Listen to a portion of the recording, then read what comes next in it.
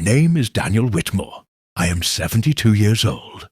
People think I lost my wife the day she died, but the truth is, I lost her years before that. Not in a hospital, not in an accident, not in a tragedy. I lost her while she was still cooking for me, still sleeping beside me, still asking me to talk. And the most painful part, I didn't even notice when she stopped trying.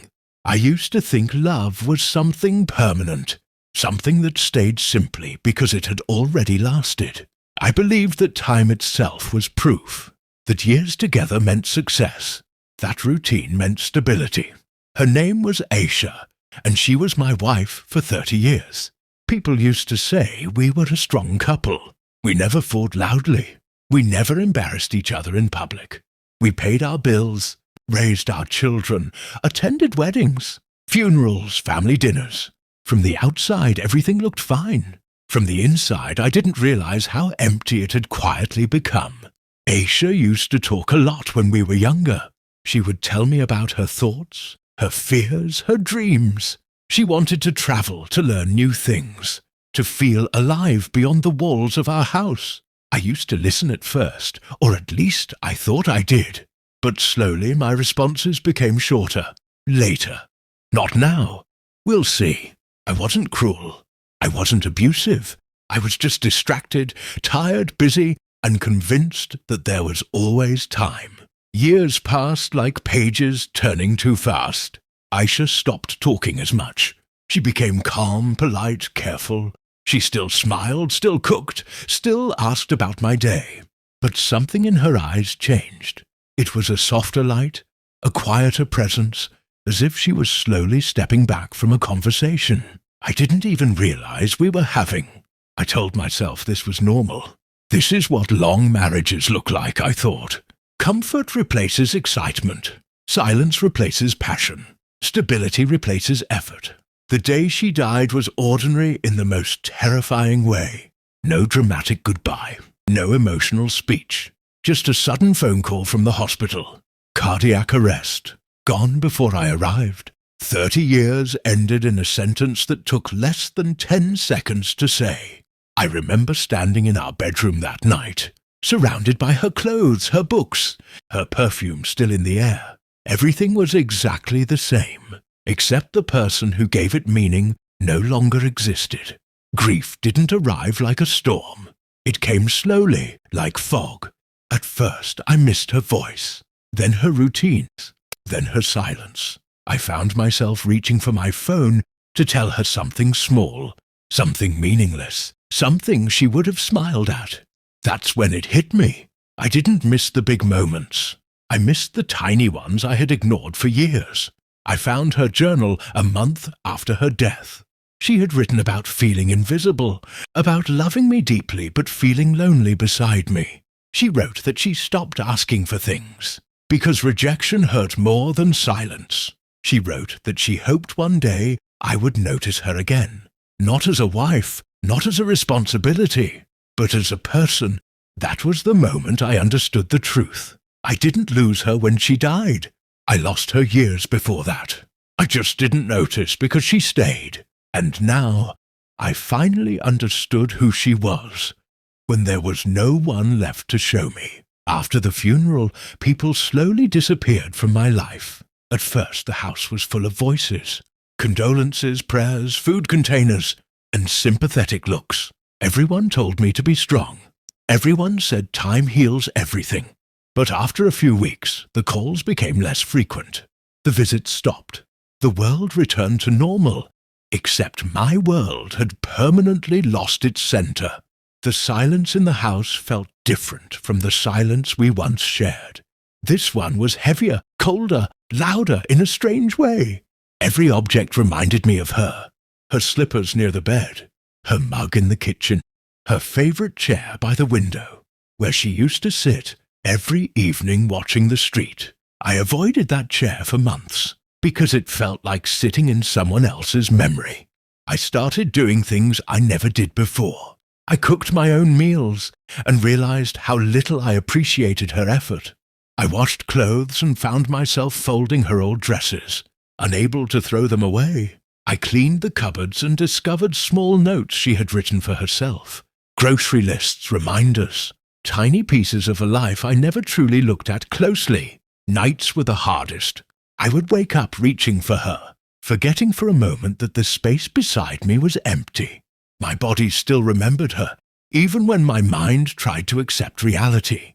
I would sit on the edge of the bed staring at the wall, replaying conversations I never had, questions I never asked, apologies I never spoke. I kept thinking about all the moments I chose convenience over connection, the dinners I skipped, the walks I refused, the times she wanted to talk and I preferred silence. None of it seemed important then. Now, each memory felt like a small betrayal I had committed without knowing.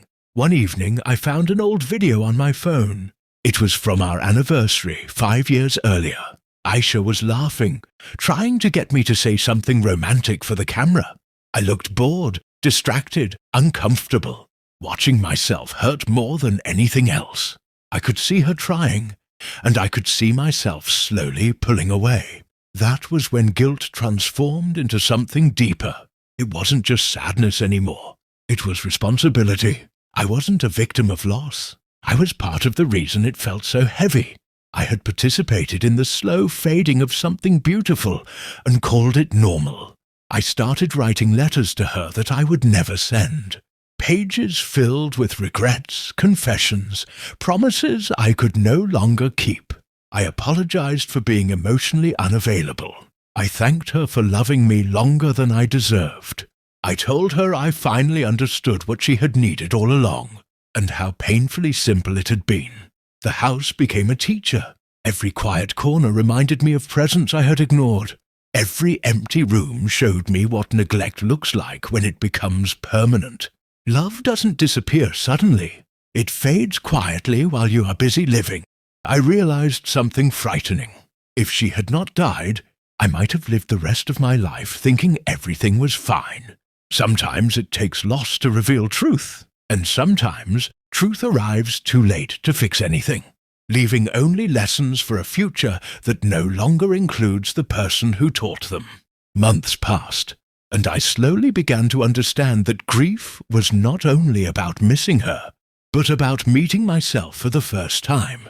Without Aisha, there was no one to distract me from my own thoughts, no one to fill the spaces with routine conversation, no one to soften the silence. I was forced to sit with my memories, and they were not kind. I started noticing patterns in my behavior that I had ignored for decades. I avoided emotional discomfort.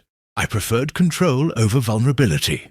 I chose being right instead of being close. Every relationship in my life reflected this habit. Friends described me as reliable but distant. My children said I loved them, but rarely showed it. These were not accusations. They were observations I finally had the courage to hear. One afternoon, I visited a park where Aisha and I used to walk when we were young. Couples sat on benches, laughing, arguing, sharing snacks, holding hands. It felt like watching a movie about a life I once had, but never fully lived. I realized that love requires participation, not just presence. You cannot observe intimacy from a distance and expect it to grow. I remembered how Aisha used to ask me simple questions. What makes you happy lately? What are you afraid of? What do you still want from life? I rarely answered honestly. I treated emotions like problems to solve, not experiences to share. I gave her solutions when she needed empathy. I offered logic when she needed comfort. I spoke when I should have listened. Grief became my teacher, but it was a cruel one. It showed me that emotional neglect is invisible while it happens, but painfully obvious when it ends. I understood that I had trained myself to suppress connection, and that habit slowly trained Aisha to expect nothing from me. I began therapy at the age of 68. Sitting in that small office, I felt foolish and exposed. The therapist asked me what I wanted from the rest of my life. I didn't know how to answer. For years, my goals had been external. Career, stability, responsibility. I had never considered emotional growth as something worth pursuing. We talked about regret, about how it differs from guilt. Guilt is about what you did wrong. Regret is about what you failed to do. I carried more regret than guilt. I didn't betray her. I didn't leave her. I simply failed to meet her where she was. Slowly, I started practicing honesty. With my children. With friends. With myself. I asked questions and waited for real answers. I shared fears instead of hiding them. It felt uncomfortable, unnatural, and strangely liberating. I understood something essential. Love is not measured by years, loyalty, or sacrifice alone. It is measured by attention, curiosity, and emotional presence. You can sit beside someone for a lifetime and still never truly see them. Aisha had seen me. All my flaws, silences, distance. She stayed anyway. I did not offer her the same gift. Now the only thing I can offer is awareness. Not to her, but to others. Because if this story saves even one relationship from quiet decay, then her absence will have created meaning beyond my personal loss. Today, my life is quieter, slower, and strangely more honest than it ever was before. I wake up early, make my own tea, and sit by the same window where Aisha used to watch the world pass by. The street looks the same, but I am not the same man who once ignored the beauty of these ordinary moments. I have learned that awareness often arrives after damage. We understand fire only after something burns. We value silence only after losing a voice. We appreciate people only after they become memories. This is not wisdom. This is loss disguised as understanding. If you are listening to this story, and you still have someone beside you, someone who shares your bed, your meals, your life, then you are richer than you realize. Do not wait for tragedy to teach you what love requires. Do not wait for funerals to say the words you should say every day. Ask questions while you still can. Not surface questions, but real ones. Ask what they fear. Ask what they dream about. Ask what makes them feel unseen. And when they answer, do not interrupt. Do not defend yourself. Do not explain. Just listen. Make time for the small things. Walk together without purpose. Sit together without distractions. Turn off your phone when they speak. Look at their face when they laugh. Touch their hand for no reason. These gestures feel insignificant until they become impossible. Love is not maintained through promises. It is maintained through presence, through emotional availability, through choosing connection even when routine feels easier, through caring about what they care about, even when it does not interest you personally. I often imagine an alternate version of my life, one where I said yes more often, one where I asked better questions, one where I chose curiosity over comfort. In that version, Aisha is still alive in my memories, but without the weight of regret attached to her image. I cannot change the past. I cannot return the years I wasted, but I can offer you something I never offered her. Attention, a warning, a reminder. Do not measure your relationship by how long it has lasted. Measure it by how deeply you know each other, by how safe you feel sharing your truth, by how often you choose closeness over convenience. Because one day your house will be quiet too, and the objects around you will start telling stories your partner can no longer tell, and you will realize that time was never the problem. Effort was. If this story made you think about your own life, your own relationship, or your own choices, then it has already done something meaningful. My hope is not to be remembered. My hope is that someone somewhere chooses to love better today because of these words. And if you want to hear more real stories like this, stories about life, regret, love, and the lessons we learn too late, then please like this video and subscribe to this channel. Your support helps keep these stories alive, because sometimes the most important advice does not come from success, but from mistakes. And sometimes the best way to honor those we lost is to become better for those who are still here.